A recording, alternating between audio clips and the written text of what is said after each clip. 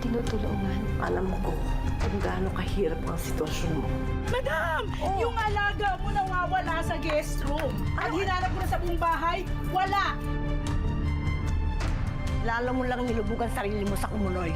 Pag nanakaw, mamamatay tao. Ngayon ano? Arsonist! Umalis siya ng bansa. Posibleng kasama niya ang anak ko. Pero yung ginawa mo, mali! Kung sa inyo ba nangyari to? Nangyari na. 3 taon na nawawala ang anak ko. Kailangan mo mapalapit sa kanya. Kung sa tingin mo, may kinalaman nga si Iris sa pagkawala niya, kailangan mo maghintay ng tamang panahon